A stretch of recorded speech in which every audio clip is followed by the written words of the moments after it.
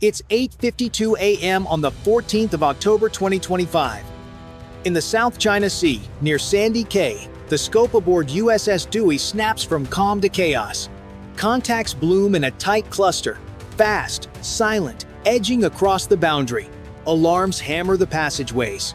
Red lights wash the bridge. Sailors sprint to stations. Hatches slam. The deck hums with power. Off the port bow, USS Ralph Johnson turns in hard, building a V to block. Ahead, 5 Chinese hulls hold a knife-straight line. Destroyers Nanning 160, Tuanhefe 174, frigates Luzhou 573, and Chenzhou 574, and the giant cutter Haijing 5304. Target locked, combat says, and divided by spy, 1D bites on Nanning, steady and firm. A 8 Amperes checks in overhead, pushing bearings. On the radio, a Philippine cutter answers, voice clipped. Holding station. Engines rise. Spray rips past the bow. Unidentified vessels. Alter course immediately. The sea goes quiet in that thin second before choices harden into history. The Spratly Islands are a handful of reefs and runways, yet they anchor global trade. Tankers and cargo ships tie this blue highway to store shelves and power bills back home. When the U.S. Navy sails here, it's not just about flags, it's about rules that keep the sea open to all. Freedom of navigation sounds abstract until a blocked strait spikes prices by morning. Beijing sees these same waters as history made real. Patrols turn into presence, warnings into shadowing. Coast Guard hulls loom larger than many warships pushing close enough to spray another ship's bridge windows. To Washington and Manila, that isn't routine. It's pressure made visible. USS Dewey and USS Ralph Johnson move to draw a line. We don't seek fights, but we won't sail around your claims either. In a crowded sea, the wrong word or turn can twist into headlines and treaties. One harsh shove of a wheel and the ocean writes a new rule. For the Philippines, this is survival. Their crews run lean. Their ships take real hits. For the US, it's credibility measured in calm voices and steady hands. If allies doubt that, deterrence phrase. And for China, it's prestige and control. A long campaign of maps, posts, and patrols that says, this is ours. Inside each ship, tension hums through steel. Radar sweeps, radio circuits fill, and every checklist holds a fragile margin between control and chaos. The sea growls with engines and politics, yet the rule stays simple. Keep the lanes open. Keep your word. Wakes cross like warning lines. Voices steady. A choice sharpens. Stand firm and risk collision, or ease off and invite more pressure tomorrow. If you are on that deck, press 1 to stand firm, press 9 to pull back.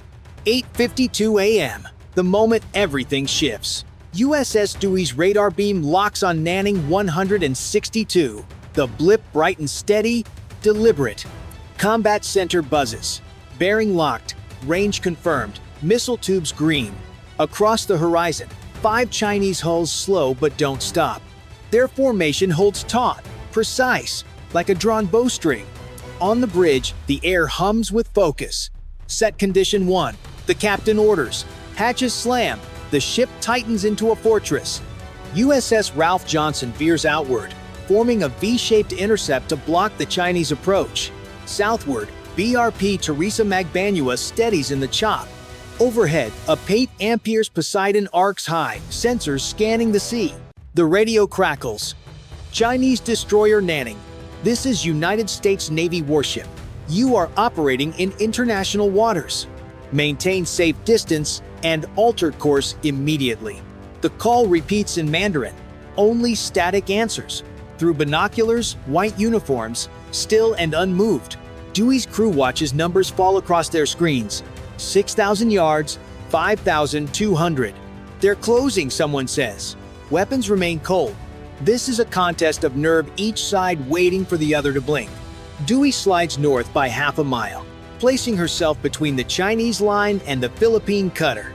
A small move, but symbolic, a steel wall across blue water. To the east, Ralph Johnson angles in, radar beams overlapping to form a shield. Every sound counts. Turbine hum, metal clatter, the short breaths of sailors who know one wrong signal could ignite the sea. "Maintain bearing," the captain says, voice calm but tight. Chinese destroyers drift closer, bows slicing spray. Aboard Nanning, deck crew ready hoses, water cannons, not guns, but the message is clear. Dewey sensors capture every flicker, every wake. 4,000 yards. Then Nanning's engines flare, turning west. The others follow, lines dissolving into gray foam. No shots, no hits, just distance widening again across the South China Sea. "Hold position," the captain orders. Silence fills the bridge. Sweat, relief, and the hum of power. The standoff ends for now, but no one on that deck believes peace will last. The tension doesn't fade, it mutates. By mid-morning, the Chinese ships regroup farther west, still shadowing the Americans. The gray horizon hides intent. On Dewey, every console glows, every sensor tracks. No one relaxes. The ocean is too quiet. Then, a burst of chatter. A Chinese Coast Guard vessel, Haijing 5304, breaks formation and turns toward the Philippine ship Teresa Magbanua. Its white hull gleams under the sun, the word China Coast Guard painted large and defiant. "Bridge, this is CIC target altering course directly toward the Filipinos," a voice reports. The captain's jaw tightens. He knows how this script goes. One side warns, the other defends, and the sea becomes the stage for both. Within minutes, Haijing 5304 closes to within 200 meters. A plume erupts, a high-pressure water jet slamming against Magbanua's stern, ripping paint and antenna. The smaller vessel jolts, crew shouting as spray rains across the deck. "They're hitting us with water cannons!" comes the frantic call. USS Ralph Johnson moves closer, engines straining. The order from Dewey: "Hold position, protect the ally." The formation shifts again, the American ships turning broadside, showing full radar arrays. It's not a weapon, but it's a signal. The message is clear: we see you. Above, the Pate Amperes circles tighter, relaying video feed to Indo-Pacific Command. Every frame, every second, will be analyzed in Washington by nightfall. Back on the Chinese bridge, the Haijing's cannons cut off. The vessel drifts, almost taunting, before swinging away. But the damage is done.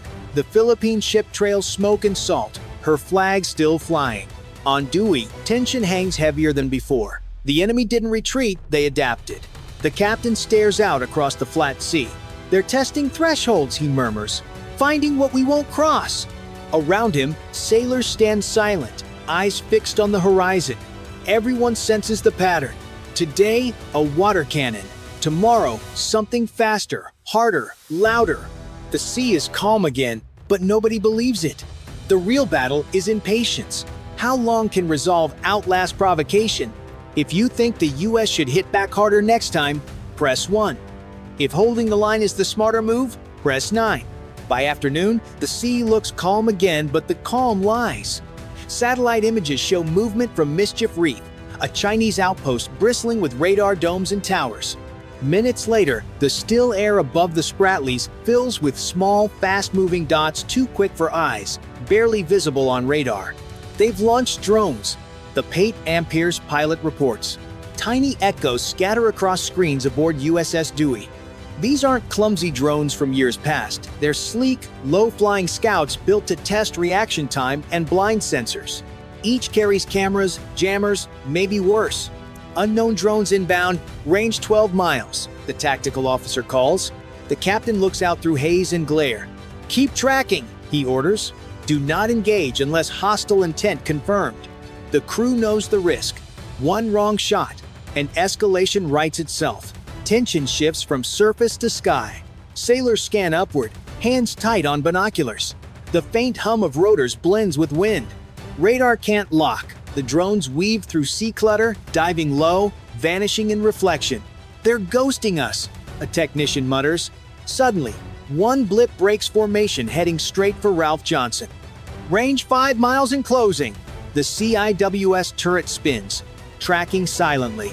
Seconds stretch thin. The drone dips, banks hard, then skims the water before disappearing west. Breaths release all at once.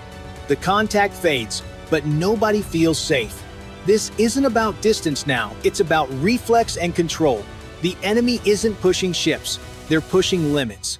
In the Combat Information Center, static fills comms. Data feeds spike with bursts of digital noise. The captain studies the trace. They're mapping us, he says, testing how we think. What began as a standoff has shifted dimensions from steel and water to code and light. The battlefield has gone silent, but it's watching back. Night falls, but tension doesn't sleep. The South China Sea turns into black glass, reflecting only scattered lights from the ships. Every sound feels amplified: the churn of engines, the low murmur on radios, the steady heartbeat of men waiting for something they can't see. Then the drones return, faster, lower. They come in waves from the west, blinking red under the clouds. Multiple inbound contacts, the operator reports. Speed 90 knots, altitude 50 feet. On Dewey, alarms pulse again. The crew moves with rehearsed precision, hatches sealed, CIWS armed, radar spinning in full sweep. Range 4 miles, someone calls. 3.53. The captain grips the console. Hold fire until positive ID. But the contacts split, darting like hornets, bouncing off the radar beam. One breaks formation, screaming toward the bow. "It's diving!" The watch officer's voice cracks through comms. The sky flashes white as Ralph Johnson fires chaff-thin metallic strips glittering like falling stars. The drone vanishes into the haze, then reappears, even lower. "Sys tracking, stand by!" The turret spins, barrels glowing. For half a heartbeat, no one breathes. Then a thunderous burst. Tracers rip the night open. The air fills with smoke, fire, and the metallic taste of adrenaline. Contact lost. The radar goes blank. Silence, except for the echo of the guns. The drone disintegrated, mid-air shrapnel raining harmlessly into the sea. Another inbound blip turns back west. The formation dissolves. "Cease fire," the captain orders. The gun barrels slow to a stop, steaming. On deck, sailors look out over the glowing horizon, faces streaked with sweat and disbelief. Nobody cheers. The adrenaline fades into quiet exhaustion. Down in combat, the feed replays the last seconds, the target lock, the near miss, the shot. It could have gone the other way. 1 second later, one command slower, and the drone might have slammed into steel. The captain exhales, eyes still fixed on the screen. "Next time," he murmurs, "they'll come faster. The war of patience is over. The real one has just begun." If you think they made the right call holding fire until the last second, press 1. If you believe they should have taken the first shot, press 9. Dawn breaks pale over the Spratlys. The sea, flat and tired, hides the night's chaos beneath its skin. Debris drifts quietly, a torn drone wing, a strip of chaff, a scorched buoy. USS Dewey and Ralph Johnson hold station, decks slick with salt and soot. No casualties, no hull damage. But the silence feels heavier than victory. Below deck, analysts replay radar logs, measuring the heartbeat between warning and fire. The data goes to Indo-Pacific Command before noon, where policy is written in seconds and restraint. Hours later, Chinese surveillance vessels cluster near Mischief Reef. UAVs orbit above, scanning, recording. A routine patrol on paper, a message in practice. The Americans don't answer with weapons-only presence. 2 destroyers, flags taut in the wind, hull numbers bright against gray water. In Manila, the Philippine Navy confirms minor stern damage to Teresa Magbanua and posts photos of bent rails and torn antenna. Washington follows with a familiar line: "An attack on our ally is an attack on us." Stocks wobble. Insurance desks recalculate routes. Then calm returns thin. Provisional. Crews on Dewey scrub the deck, restow gear, and run post-fire checks on the CIWS. The Pate Amperes dumps its footage ashore. Analysts tag frames where drones skimmed the wavetops and where water cannons hammered the Philippine cutter. On Palawan, a radar site spins up to wider coverage. A quiet answer that says, "We will see farther next time." This wasn't a skirmish, it was rehearsal. Each side probed for more than weakness, they hunted for will. The next test may blend drones with missiles, cutters with gray hulls, pressure with plausible deniability. A treaty can promise help, but it can't shorten reaction time. On Dewey's Bridge, the captain watches sunrise burn a hard line over the reef. The ocean looks peaceful again, but he knows better. They'll be back, he says. And next time, they'll come closer. The camera lingers calm waves, a low engine hum, a horizon that keeps its secrets. If you believe this standoff was the last warning before open conflict, press 1. If you think diplomacy can still hold the line, press 9. It's dawn on the 17th of September 2025. Near Scarborough Shoal in the South China Sea, the U.S. destroyer USS Higgins suddenly detects multiple unknown vessels closing in. Radar screens light up. Alarms echo across the steel corridors. Sailors sprint to stations, gripping helmets and weapons.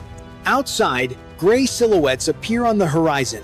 Chinese warships, Coast Guard cutters, and shadowy militia boats pushing closer, boxing the Americans in. Overhead, Philippine surveillance aircraft circle nervously, their radios alive with chatter.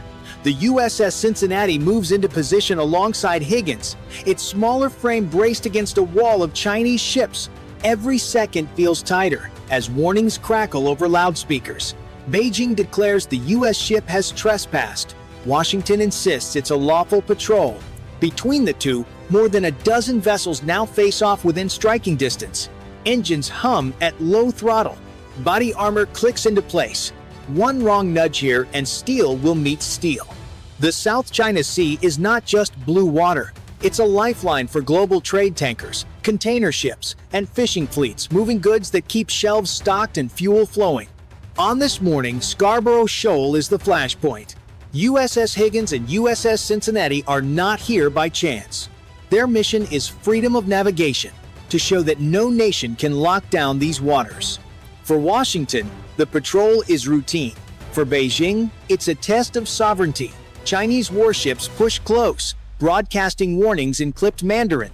Coast Guard cutters slice across the Americans' path, backed by swarms of militia boats. Every move is recorded, every signal amplified on state media. In Beijing, this is framed as victory. In Washington, as resolve. For the sailors, none of that matters. They see steel bows less than a football field away. They hear engines rumbling, radios hissing.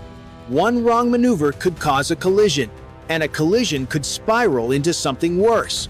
Missiles, jets, escalation, no one can fully control. The risk is not abstract. It's inches, seconds, decisions made under stress. Philippine planes circle overhead, feeding radar data into American systems. Manila is caught in the middle, an ally bound by treaty, yet a neighbor under China's shadow. Even with advanced sensors, the balance looks uneven. 2 U.S. ships against more than 10 Chinese vessels. The stakes are huge. If the Americans back down, allies may lose faith. If they push too hard, war looms. Both outcomes ripple beyond this reef-shaping trade, alliances, and U.S. credibility in Asia. That's why Scarborough matters. That's why this patrol feels like more than just another day at sea. This standoff leaves one big question: who should yield? If you believe the U.S. must hold the line, press 1. If you think China has the upper hand, press 9. Let's see where you stand in this clash. 7:15 local time. The tension breaks. On USS Higgins, radar operators call multiple surface tracks shifting speed. Chinese cutters move in pairs, one crossing ahead while another angles to the flank, a box maneuver to trap the target in tight water. Higgins goes to battle stations. SM-2 stay cold by rule, no first shots. Instead, electronic warfare leads. Antennas surge power, jamming Chinese targeting and forcing eyeballs and guesswork. If sensors go blind, collisions are less likely. USS Cincinnati surges into a gap between 2 cutters, blocking the swarm from sealing Higgins in. The LCS water jets bite hard, sliding the trimaran sideways to shoulder a militia boat without contact. Overhead, quadcopters buzz, streaming video to controllers. Higgins' gunners track but hold fire. Spotlights rake the drones to spoil their exposure. At sea level, loudspeakers clash. You are entering Chinese waters. Leave immediately. The Americans reply, we are conducting lawful operations in international waters. Scripts repeat. Tones harden. Steel creeps closer. 5 short blasts from Higgins' horn signal danger under the rules of the road. A militia boat slices across the bow, wake exploding against Higgins' hull. The destroyer answers with a deeper blast and swings a few degrees to open room. 2 more craft surge in, weaving. Higgins fires its water cannon, drenching one hull and forcing it off. Non-lethal, but the line holds. Crash crews stand ready with hoses precaution if sparks fly. Escalation. A Type 54 Amperes frigate lights its radar. HHQ 16 cells exposed. Higgins answers by cueing Aegis fire control back a warning that any shot will be met.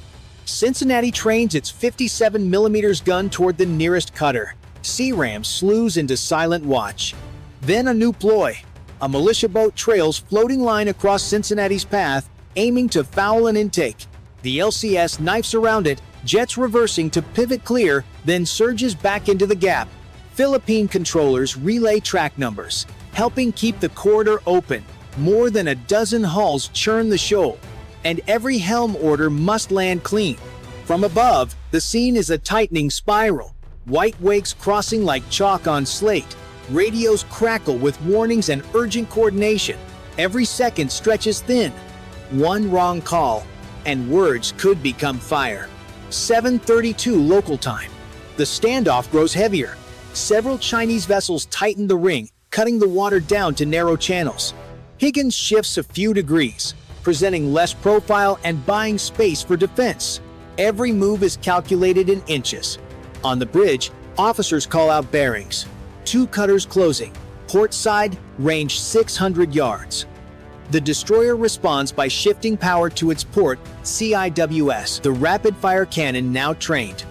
Cincinnati accelerates, darting between wakes to stop another militia boat from slipping behind Higgins' stern. The smaller ship shudders under sharp turns, but holds its line. Above, Philippine aircraft track the chaos. Controllers feed real-time data into the U.S. network, filling gaps in radar coverage. Their voices mix urgency with caution. Every adjustment must avoid sparking a collision. From their vantage, wakes crisscross like blades. Chinese tactics shift again. Several small boats advance low and fast, using spray-to-mask approach. Higgins' gunners open with warning bursts. Heavy 50 cal tracers arcing bright lines across the sea. 2 boats peel away, but one presses closer. The destroyer fires again, this time forcing it to break off. Non-lethal so far, but each exchange pushes closer to the edge. Then comes the second wave. A cluster of drones streaks low over the water, harder to track than ships. Cincinnati locks its Sea-Ram system, radar painting the targets. The crew waits, every finger tense. Launch authorization hangs on a knife edge. At the same time, Chinese frigate sensors sweep again, signaling readiness for escalation. The pressure is relentless. For sailors, minutes feel like hours. Sweat drips inside helmets as alarms echo. On every console, screens show red icons inching nearer. Nobody speaks of missiles, but everyone feels the shadow of that word. Still, the U.S. ships hold their ground. They block, maneuver, and counter each probe. Both sides test limits, daring the other to blink first. One mistake, and the clash could ignite the region. Moments like this divide opinion. Should America stand firm, even if risk rises, or step back before sparks fly? If you think they must hold the line, press 1. If you believe China's pressure is breaking through, press 9. Your choice will show how you see this fight.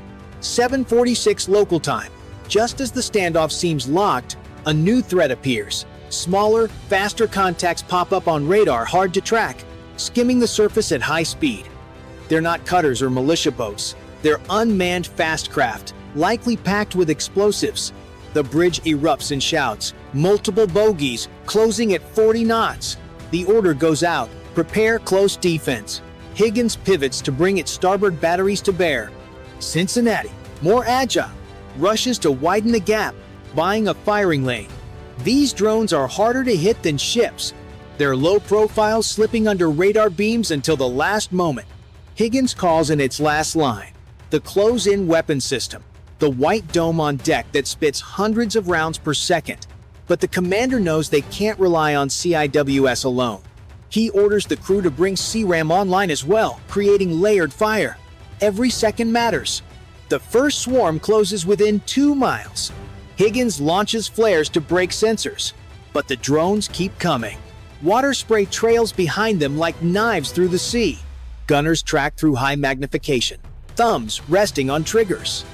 The ship maneuvers in tight turns, reducing its silhouette, forcing the attackers to adjust course.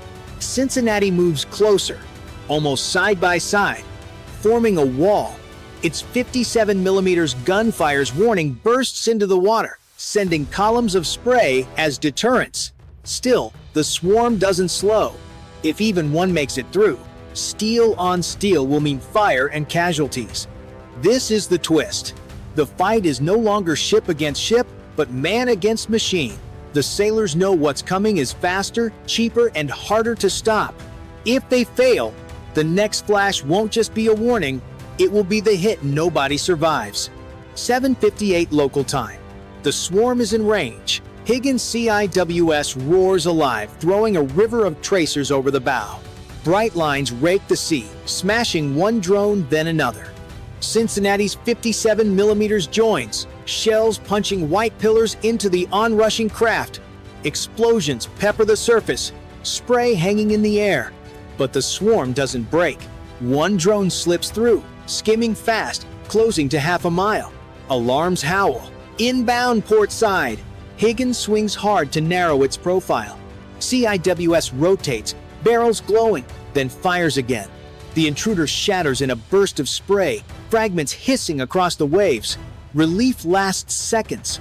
Another wave, 4 drones tight in formation. Cincinnati locks CRAM. Green light, missiles ripple out and tear 2 apart mid-run.